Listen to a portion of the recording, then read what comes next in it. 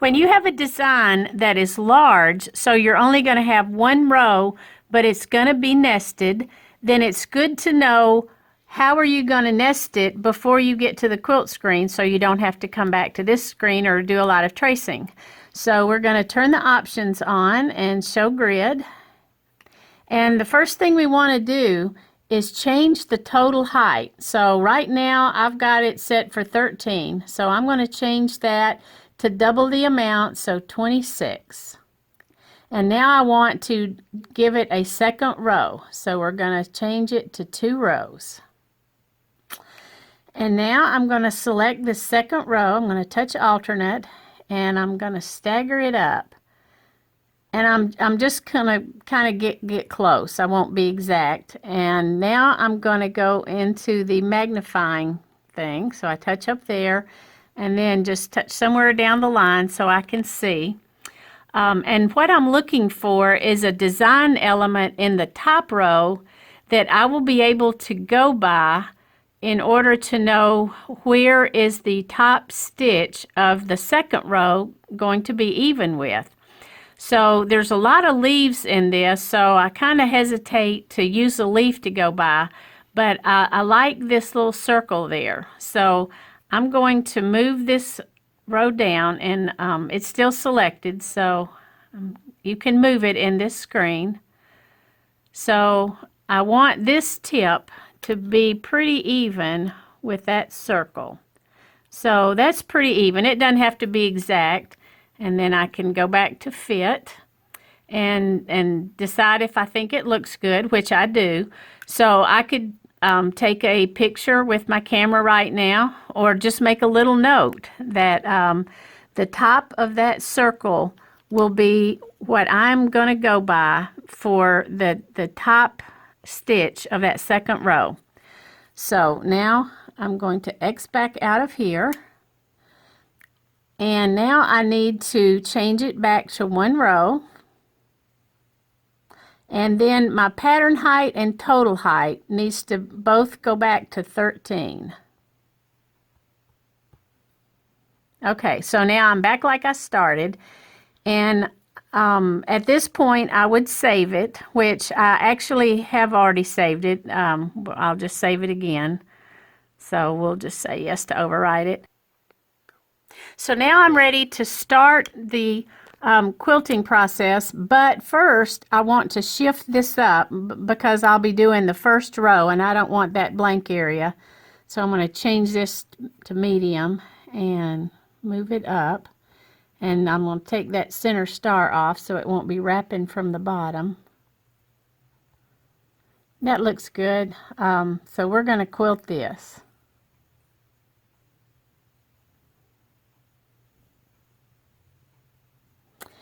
And I'm going to go into settings and medium speed for 12 stitches per inch, and I have the 1 point corner, so that's what I want there.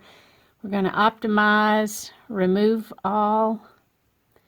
No, we don't want to connect, and we're going to say, and then it looks good, so okay. So now we're ready to quilt.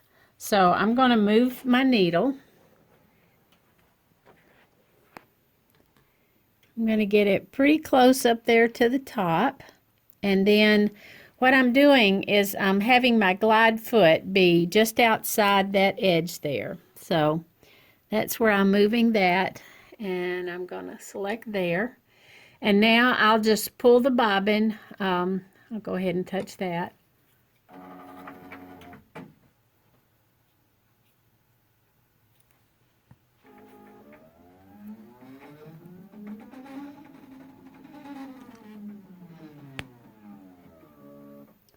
So I'm going to stitch this, and then we'll come back and show you starting the second row.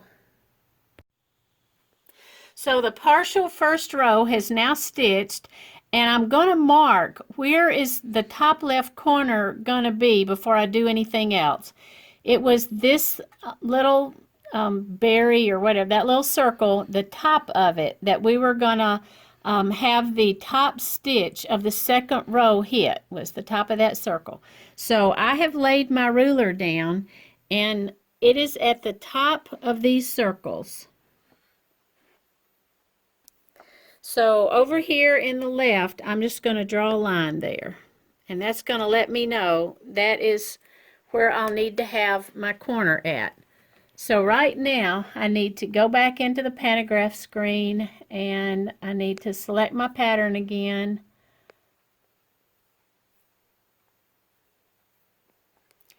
Okay, so now we have our full design back and we are ready to quilt.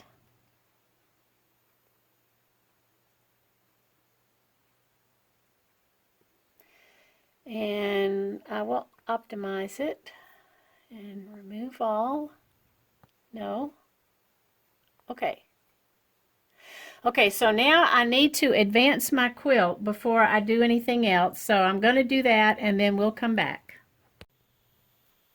So the quilt has been advanced now and I've basted down the side and I'm ready to tell QCT where is the top left corner going to be, and there is the mark that I had made from where I lined it up with the circles. So I'm putting my needle right over that blue mark and then the same distance from the edge there, and I'm going to touch there and I'm going to say pull bobbin, and I'm fixing to do something that I haven't ever showed that I do. It's just something I've been doing because I've been quilting a lot of my older quilts and the edges aren't exactly straight, and it's just something I've been doing, so I'm going to show it to you. So I slide my ruler under here and I've got it to where it'll be hard for you to see with the glide foot, but I've got the edge of the ruler right at where the needle would come down, and I'm going to make a mark right there. And the reason I'm doing that, as you can see, the edge of my foot is more to the right than what I want it to be. I want this glide foot sitting right there, but it's not. So here's what I'm going to do. I'm going to say back, and then I'm going to go over here to this placement and fill method, and I'm going to tell it start point. I'm leaving one point up there, but now I'm telling it start point. I'm going to say, okay, the screen's going to go crazy. And what I'm doing is I'm leaving my needle over that blue mark I just made, but I'm putting the edge of my glide foot to where I had started out at the top. I want it to sit just outside the edge, and then I will touch there, and now it's happy. And now I'm ready to pull my bobbin and sew. And as I continue to advance the quilt, I'll probably go back and forth. I'll just be honest with you. I'm going to go back and forth once I quilt this second row. Then I'm going to go right back in there and I'm going to change it back to corner so that I'll be able to lay my ruler down on the circles like I did to be able to do the second row. And I'm going to lay my ruler down and I'm going to make that mark, and I'll have it corner, and I'll say corner, okay, and then I'll pull my bobbin and it'll go down and I'll know where the starting point is. But then I'll hit back so that I can change that back again to the start point. So so that's how I've been doing it, and it's been working very well. Going down the left edge, the design is keeping really well. So I just wanted to show you that. I feel like that's my dirty little secret that I've been doing. So hope you've enjoyed this video.